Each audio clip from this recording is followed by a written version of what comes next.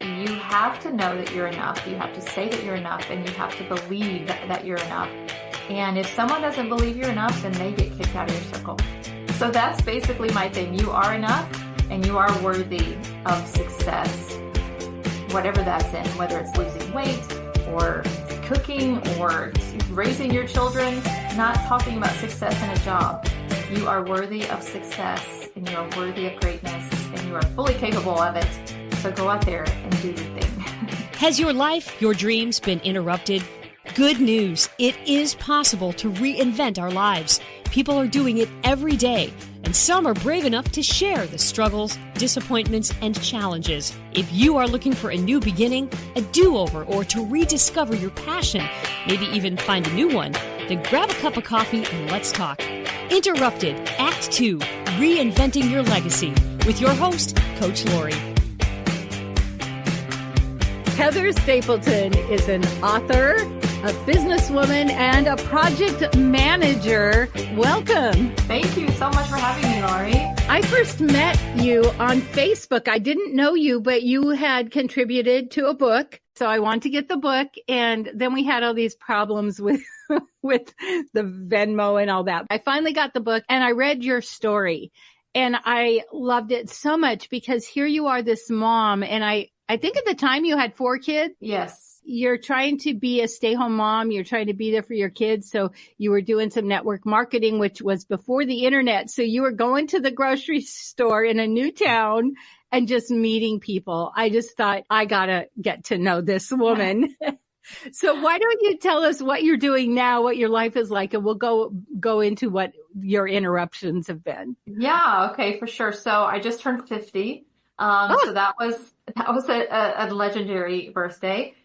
Just because life happens when you turn 50 as a female. It's just definitely not fun. And I was in network marketing, but not quite at my earning potential, I felt. I figured kids are now 16, 18, 20, and 22. They don't really need me as much as they did before, maybe here and there for money or advice, but no more hanging out really much. The girls maybe sometimes, but so I'm not as needed at home. So I figured maybe after supporting my husband, which we can talk about for a long time, I'm still married, but he had a long career and a lot of achievements. I figured it was time for me to do something. Being in network marketing for 17 years, I figured that sales was going to be for me. And I have tried real estate in the past. I did not really enjoy that very much. But I remember my roof got replaced about 6 years ago. And I was thinking to myself, well, that guy seems really happy. Just thinking back, and he wore jeans. He probably had a flexible schedule and he got to help people. I sought out a roofing interview, a couple of them, and I picked the company that I'm with now. And I do have to get on roofs. But the fun thing is I do have special shoes. I'm not careless. And if I do get on a roof or see a roof that is too high pitched, so basically straight up and down, I will not climb on it. I'll just take pictures and do what I need to do. But generally, I do get on every roof that I go to. And so I've learned how to operate a ladder, and I got myself a little giant ladder is what it's called. Going out and helping homeowners, usually they get a letter from their insurance company that says, your roof is too old, we're going to drop you, so you need to go get a new roof. And so they're paying for it out of their pocket. And so I want to be there for them. Of course, there's insurance claims with hail and storms and things like that, but there's a lot of people who actually have to pay for it out of their pocket. And then we do financing, which I love because I can help with that too. I just was looking for something that was outside and fun, and I could set my own schedule. That is so wild. I remember when I saw your first post, I almost thought, are you doing a spoof? Because you have got reels mastered. And I thought, oh my goodness, this must be a spoof she's doing, but it was real. And what I love about it is A, you're so brave getting on a roof, and B, you love helping people. And that ever since I've met you, I could see that spirit. That's what you want. You want to help people. I love that because I feel like in sales, especially, a lot of times it's easy to get lost in, I need the money versus I want to help you. So are you loving it? I am. Yeah, there's some definite challenges to being in the roofing industry, and especially as a female. I know that's a benefit for me. but I am surrounded by all men, whether it's the crews on the house. And my whole life, being a stay-at-home mom and a military wife and network marketing, I've been surrounded by women. I do miss that a lot. I love empowering people. That's like one of my passions too. And I mean, I can help my Ruth customers for sure, but I do miss that aspect of it. The thing that I love about watching your movements is what I have realized in my life is even jobs I've taken, I just thought I'm taking it out of desperation. I have learned and I've been able to stack all the things I learn to make the next move. Yeah, I see them as stepping stones to my success. You know, everything I've gone through, I have no bad feelings for companies that have whatever happened. And I was there for a reason, and I just move on. I expect things to happen. I expect bad things to happen because you just walk into it and you just keep going. You just roll with the punches versus like getting slapped in the face and stunned. And who knows how long that stunned feeling can actually last. I mean, it could actually debilitate you and you won't move forward. So I just see, I pray for God's will in my life, and I just move forward and go through open doors. And then if the door's closed, then I'm on to the next thing.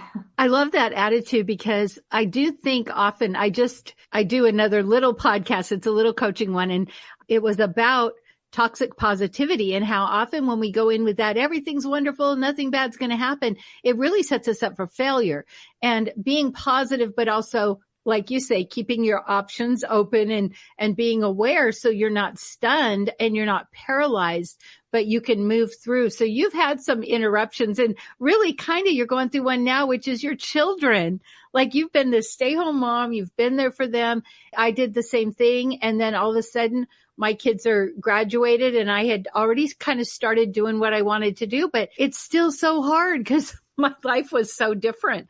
All the connections I made as parents, now that was all shifting. I see myself and my kids so much, and I feel like it was just me yesterday. And I think often about myself and what I know now and how my life would be so different if I could start over at their age. But it's not meant to be that way. We're meant to send our children off and let them make their own mistakes, decisions. And if they want to come back for our input, then they can. But my goal is to raise my children to be adults, not children, and to essentially help them to see themselves as an adult and on their own. And I'm just here for feedback, which becomes hard because they're all in that age where they want to take flight, except for the 16-year-old. But just letting them go. I have one at the Air Force Academy, so that was hard, dropping her off. She's playing a sport there as well, giving her into their hands and assuming that everything's going to be fine and that she's going to be able to take charge of her own life at 18. That's definitely empowering as a parent to know that my children so far are taking it and running with it. I think it's because they've seen an example of us that we've technically our whole lives together have relied on the Lord as far as like praying through things and asking for his guidance and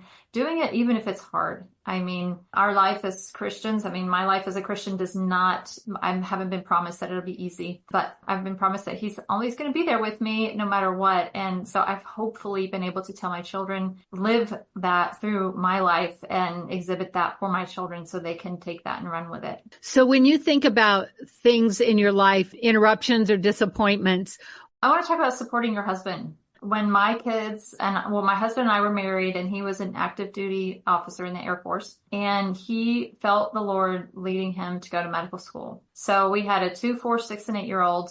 I was making a hobby money, selling a network marketing company, about $800 a month, have a degree, but I've always wanted to be at home with my kids no matter what. When he said that, I don't know what most wives would say, but I think I know what most wives would say. They would be like, are you crazy? We left a full-time income and we left the Air Force after 13 years. And so that's, if you're in the military or have a spouse in the military, at 13 years, it's very difficult to leave because you're like that retirement that you could earn at 20 years, you're walking away from. But he felt so strong about it. As a wife, and I do have trouble with this, but we are supposed to be submissive. That's a bad word for some people, but I just have to say she did submissive with air quotes. Yes. Yes, because there is a wide range of what people believe that word means. Hmm. But when your husband loves you, and it's not always going to be the case, but when your husband loves you and you all have a relationship with the Lord and you have him at the center, you can take his guide. And my husband wanted to go to medical school because he felt the Lord was leading him, and who am I to stop that? So yes, I knew that would be very difficult and that would be a big, big, big challenge for our family. But that's what he thought God, that's what he knew God wanted him to do. So we did leave the Air Force. We moved to the middle of nowhere. If you live in the Appalachian Mountains, not offense, but I'm from Atlanta and we drove into dirt. I mean, I see a bunch of rolling hills of dirt and grass. It was beautiful, but different than what I'm used to. That's when I went to the grocery store to meet strangers because I was bound and determined to make this work so I could stay at home and do parties at night. And my husband studied all day. He would have a fan on in his room so he couldn't hear anything because he had so much pressure on himself to be able to say, okay, I made this choice. Now I've got to make it work. So I did everything. I mean, I did all the grocery shopping. I handled all the kids. I did everything. That was my path to, in life, think about others before you think about yourself in a healthy way is healthy if it's someone that loves and respects you. I just want to give that as a caveat. That was my interruption of being just a stay-at-home mom, not just a stay-at-home, but it was wonderful. I just loved being at home, not having any responsibilities, just like, let's play. And we had a pool in the backyard and I'm the full-time income earner he had no money. We left his income and whatever we had was from loans. And so then he decided to go into the Navy. So he finished his career in the Navy. But that was my life interruption, my big time life interruption. But I made my network marketing work. Went from making $800 a month to $75,000 a year in probably 12 months, just meeting complete strangers that really generally had no money, but they wanted a fun experience. And that's what we did was back then. It was home parties. Yeah, this was years ago. I love how you did preface it with when your husband says, I'm quitting my job and if he loves you, because I think often people do blanket statements like this is what you have to do. And so I love that you said that. And I just think it's so amazing that you have such a can do. You're like, okay, I'm going to figure this out. I'm going to do this. And you made it work.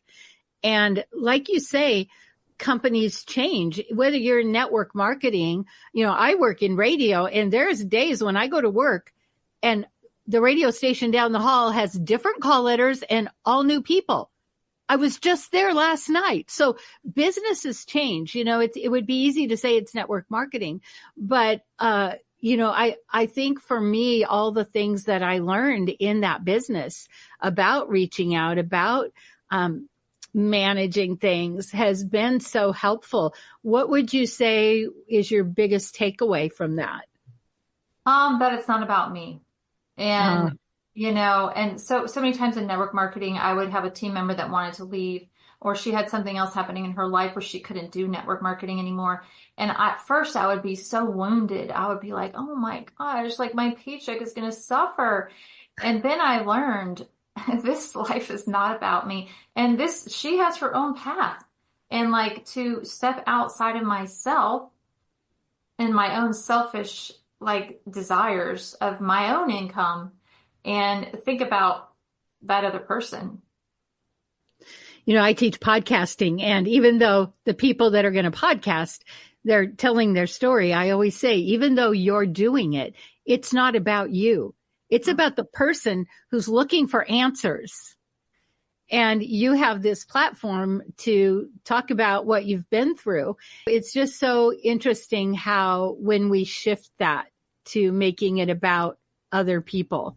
And I can see you're really emotional. What's going on? Yeah, I don't even know. I think it's just because I feel like so many people are taken advantage of. And I felt like that before. It's so leader led where it's all about me. It's just tough when you are in a situation where you want to be a servant and things don't always go that way. You have to guard yourself. One time when my husband was in medical school, I did a a Bible study for women prisoners. And yeah, I was sitting in church and the pastor said, if you feel this is you're being called to do this, then come see me. And I just felt like it was me. And so after the service, I went up to him and said, I want to do this. And so they gave us the study. It was called Boundaries. And it really is important for everybody, especially people that are being abused or taken advantage of or in dire situations. It's almost, we did this study called Boundaries, where you put an imaginary circle around yourself and you don't let those people in that are damaging, sucking life out of you,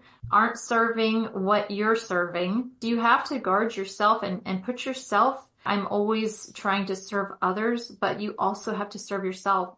And you have to be strong in what your convictions are and don't allow people to come into your life, whether it's a leader in network marketing or a friend. If that friend is toxic, get them out of your life. If you have a dream, don't tell the toxic people.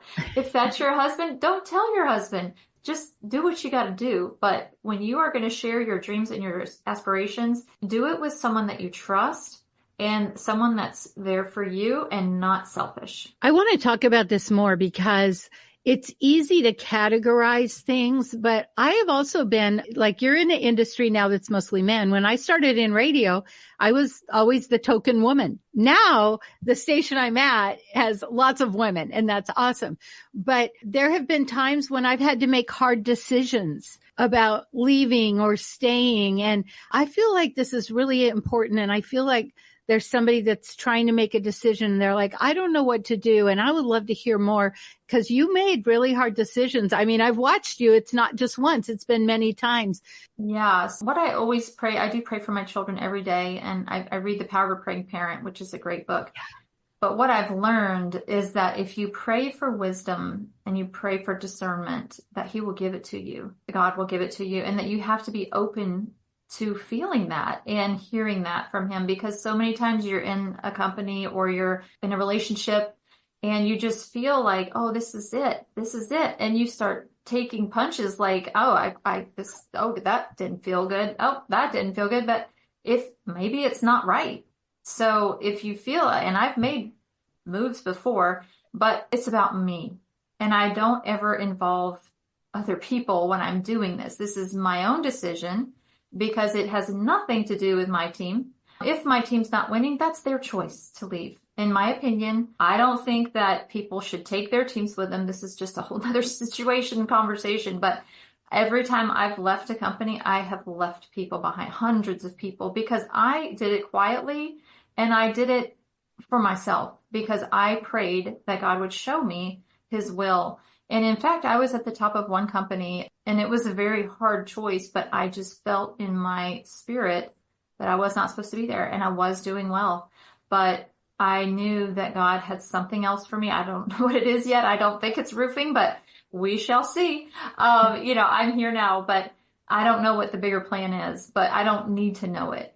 I just need to follow his guidance through the Holy Spirit and through prayer. It's interesting because I've gone through this little kind of, I don't know what I want to call it, a tunnel. I went through like a difficult time. There was a lot of things that happened in our family that were terrible. My brother-in-law got cancer and passed away. My niece was beat and left for dead in California, and somebody found her. They called my brother here in Washington, said, we've got to do emergency brain surgery. So we had a lot of things happen. But also I was going through this phase, and there's kind of this thing with leadership that I think is really good. And it's like, you can do it. And if you're not doing it, it's all on you. But there's also this fine line that can get crossed. And I found myself feeling not enough. And one of my podcasts is called Enough. And what I recognized is, for whatever reason, I was feeling that I needed to look at that and see the message I was getting.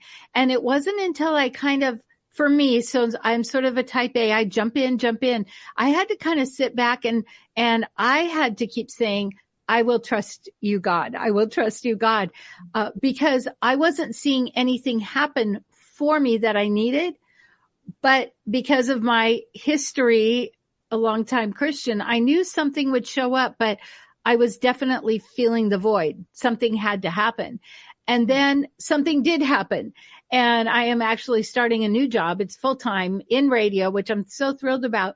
But what I recognized is that those times those downtimes when I was feeling really alone, I wasn't sure, like people would say, trust God's promises. And I'm like, I've been reading the Bible and he doesn't promise me that everything will be okay. He doesn't promise me no one will die and no one in my family. So I'm not sure what that really meant, but I stayed faithful to what I believed. And I kept every day I would do morning prayer and devotions. Every day I would get centered.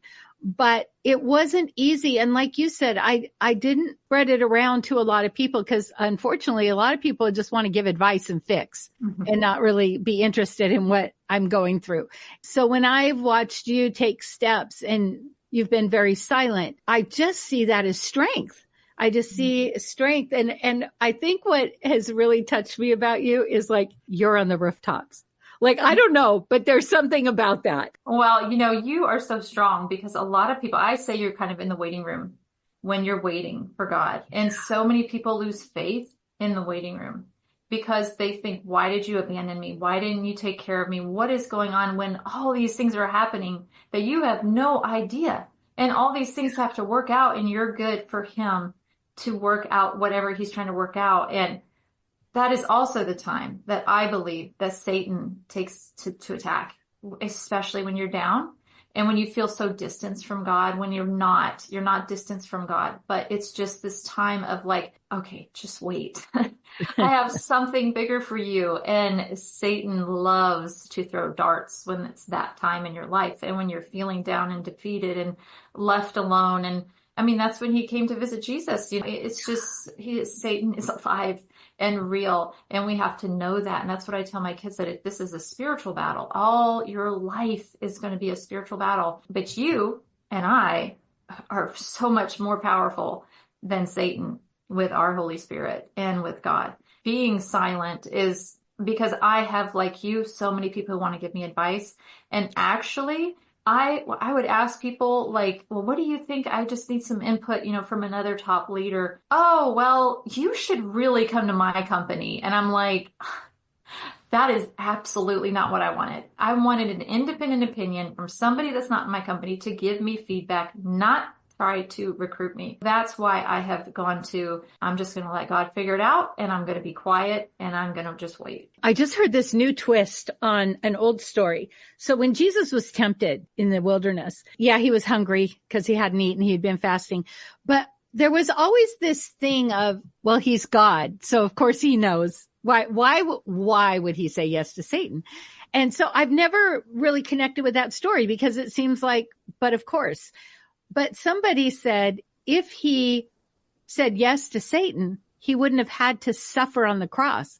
Like I never made that connection we all know he would suffer if he was with Satan, but it was that he knew this upcoming suffering was going to happen. And it was, hey, here's your out. Now that I'm looking back on what I walked through, I'm recognizing from all of my years, my kindness, my generosity, my reaching out to people and just doing the things that are kind to do is now coming back.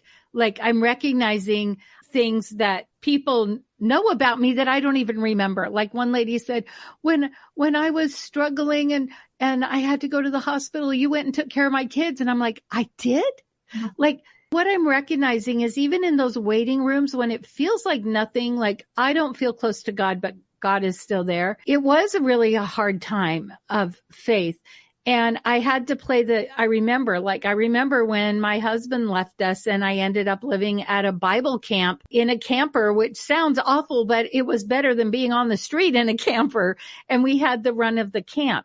And so I had to go back and say, you have been faithful. It's not always been the way I've wanted or I envisioned. There's always been provision. When my kids wanted to play sports, I'd find some sort of charity, some sort of scholarship. So as I played those games in the midst of wondering what was next and death, because that's a grief that's so hard, I just kept saying, I don't know what's coming, but I know something is. Like, it's not nothing. I'm 66. This is when people retire. You don't go, oh, I'm going to go get a brand new job at 66.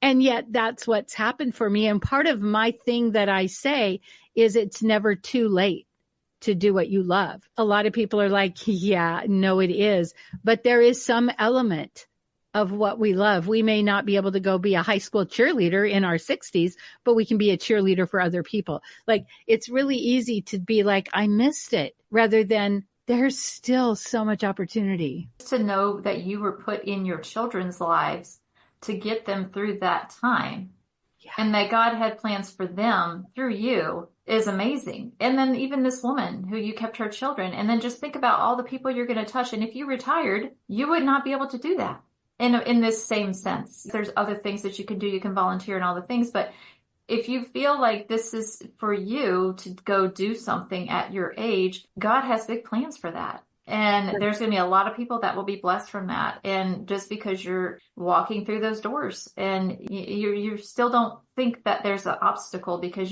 of your age. I've thought the same thing. I'm 50 doing roofs. I mean, like, what is going on? And most people that are in the roofing industry, if you've ever been in the roofing industry, aren't like me. I'm the total opposite of what they are, which is fine. But a lot of people were like, oh, that's not really a career. Like, what are you doing? And I was like, this is just what I feel like. This is where I'm supposed to be right now. It doesn't mean I'm going to be here for 20 years, but this is where I am right now. So I'm just going to embrace it and love it. I love that. And here you are 50 and getting on roofs. And often people get to 50 and they go, oh, I missed it. I never got the career. So one of the things I always wanted in radio is I wanted mornings. I just wanted to be part of a morning team. And so when that didn't happen and I turned 50, I was like, okay, let go. When I turned 60, I was like, it's not going to happen. But what I realized is, as much as I wanted to be part of a morning team, that I had to let go of that idea in order for my mind to be open for what was next. It feels like, I don't know, maybe you have a better word for this. It feels like hoping, like I always want to hope, but then I get discouraged and then I almost want to give up. And it's like finding that kind of level ground where we keep trusting, we keep praying, but we keep being open to, so what is your will? Is it something different? Yeah. I mean, I always just say, I always pray for God's will in my life and in my children's life. And no matter if it's hard, if it's what I want. And I definitely think that God has big plans for us, and there's several paths we can take. And, if we choose to do our own thing, it might not be the best. We still are alive and we're still living life, but he has so much plans and so much abundance. And I'm not calling abundance money, but just like an abundant life, to, if you are willing. We only have such a short time here on earth, and our time in heaven will be eternal. But here on earth, I want God to say, well done. I'm not afraid of God and his wrath, but what I want is his adoration. Like, you did it, you did it, and you listened, and thank you. And just that feeling of, well done, my child, versus, I had so much for you, but you just missed it.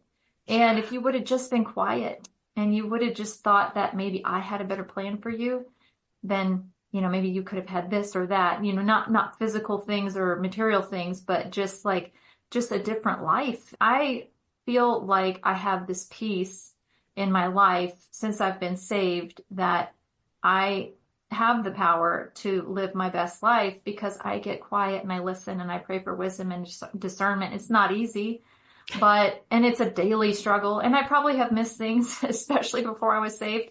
But it's just a daily chore that I have to do. And that's what I love doing, is just praying for God to guide me and let me be the boat and he be the motor and the rudder, whatever you call it. I love that. Well, and to think about when your husband said, I want to walk away from this, you had to figure it out. I think that's so amazing, because when my husband left, everybody told me, go to work full time. Well, I had a tough youngest child. We had a struggle just to get a babysitter for him. I knew I couldn't, I lived on an island. I would have to leave him more than 8 hours, 2 hours commute either way. I knew I couldn't do it. And people just thought I was lazy. I didn't want to work. I figured out something because I just waited and I wanted to be there for my kids. And later I had friends say, oh yeah, we thought you were crazy. But that's where I ended up living at the camp. That's where I ended up being able to get a moment's rest. And I think sometimes when we make those hard decisions and people aren't for us, it's even harder because we feel more alone. But also, those are the strength points I go back to when I'm in the waiting room. I'm like, okay, I've been here before, a little different, and this is what I know. Yeah, and we had so much pushback from my family who was like, "What are you doing? You're leaving a full-time income. Your kids are all little. Like, this is crazy. What about insurance?" And at that time, actually, I totally forgot about this, but when my husband was a resident, I saw a black freckle on my body. And my husband was like, "You need to go get that checked out. It looks bad." I'm like, "Oh, it was actually on my left breast," which is terrible because I didn't want to go to the infirmary and the student infirmary on campus. He's like, "Nope, you need to go. I think it's melanoma." I'm like, "What?" I was like, "Oh my gosh." So I did. I went to the infirmary and it was the worst experience because the doctor there was I don't know. He was just like, I was on the table, everybody was walking around and he's like, "I'm pretty sure it's nothing, but I'm going to punch biopsy it." And I was like, "Okay." And my son was 2, who's now 16. I never got a call back and it came 1 week, 2 weeks. And I'm like, "Hello, is there anything that you can tell me about this?" "Oh yeah, you're fine, but you just need to come in. The doctor needs to see you." I was like, "Okay." So I go into the doctor's office. I remember I had my 2-year-old sitting in my lap, who's now 16. And he said, "You have malignant melanoma." And right then I knew that's why God sent my husband to medical school, because we would have ignored it. And if you know anything about melanoma, it's a silent killer. And if you don't do anything about it until you actually see the disfiguration happen, it is too late. It was in situ, which means it had not gone into the rest of the tissue. So I had to go to a surgeon and get the rest of the borders removed. But I believe now that is why God sent my husband to medical school. And I would not even possibly be here if we didn't suffer and go through all of that trial and living in Appalachian Mountains, having the people come to our house like, "You're poor. Are you doing good? Like, are your kids well? Here's some winter clothes."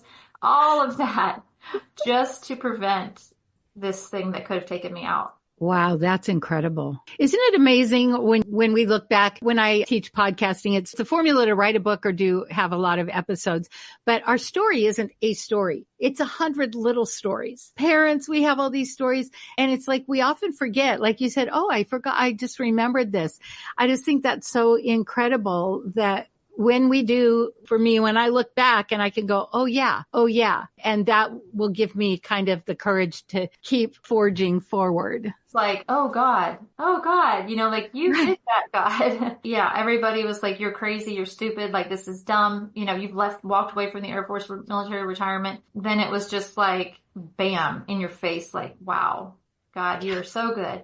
I'm so thankful that I went through all of those struggles. Being a submissive wife paid off, but I do have the respect of my husband, so I can do that. But that would be one of my tips is if you're young and you're trying to get married, make sure that your husband to be is praying for things in his life and that he has that walk, because you will not most likely rescue him.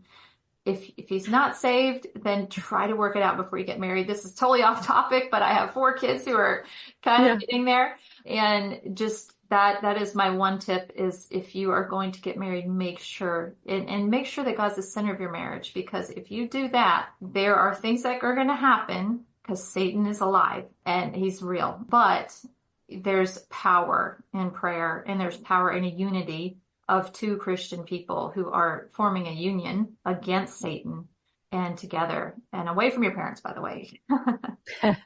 Yeah. Oh, by the way, and away from your parents. Yeah. Well, before we go, you are a twin. Yes. Is there anything you want to tell us about being a twin? Oh yeah, it is a struggle if you're the same sex and if you're not identical, that's for sure. Because as a fraternal twin, you're basically sisters born at the same time. And there's so much competition. It's just difficult with sports and friends, and she gets invited and I don't. But having twins is amazing. I wish I would have had twins. It's in God's plan for me not to have twins, but it would have been fun to have twins because it is special to be a twin. We, growing up, had our own language. She's left-handed, I'm right-handed. She had glasses, I had braces. I wear glasses now because I'm older, but it was almost like mirror twins, and she's 5'7", I'm 5'10". But it is, if we could have realized, and my parents went through divorce when we were 7, so that was another difficult, challenging thing for ourselves, growing up. And we figured it out. We're close now. We weren't as close as teenagers because of all the competition, but we've definitely swallowed our pride. And we are closer now. She lives in Alabama and she's just awesome. And I love her. Her name's Heidi. So it's Heather and Heidi. Heather and Heidi. I love it. I love it. Oh yeah, if you live in the Jacksonville, Florida area, or even Valdosta, Georgia, I would love. Well, if you need a roof, definitely contact me. Yeah, I do have a dream of getting back into network marketing full time one day, but I'm just loving roofing right now. Before we go, Heather, what is it you really want us to know? That you are enough. That is something I have struggled with from family experiences in the past or what someone said or stupid stuff. Letting that ruminate is not good. And just know that God has big plans for you. You can't let other people's thoughts and opinions falter you and take you off of your path, because God has a big plan for you, but Satan does too. You have to know that you're enough. You have to say that you're enough, and you have to believe that you're enough. And if someone doesn't believe you're enough, then they get kicked out of your circle. So that's basically my thing. You are enough, and you are worthy of success, whatever that's in, whether it's losing weight or cooking or raising your children, not talking about success in a job. You are worthy of success, and you are worthy of greatness, and you are fully capable of it. So go out there and do your thing. Be you. Well, you just have so much wisdom, and I would learn so much from you, and I love watching your reels. But before we go, share with us where you're at now and what you're doing. I would love to share what I'm up to now. I've joined a company called Shackley, and the owner, Roger Barnett, says he wants to bring true wellness to the world, one person and one family at a time. And that is definitely my goal as well. I'm super excited to partner with this company. I've been out of network marketing for a little bit, and I didn't realize how much I missed it. So I've jumped back in, and if anyone wants to experience clean products or a business opportunity, I would love to connect. Heather, thank you so much. Yeah, Lori, I thank you so much. I hate scripts, and I love that we were able to just kind of go off the cuff, and I had no idea what I was going to talk about, but you brought it out, so you're a great host, so thank you so much. If you love this podcast, here's a big ask. Will you share with your friends and family, subscribe, give us a review, and a 5-star rating so that others looking to reinvent their lives will be able to get the help they're looking for? Thank you in advance.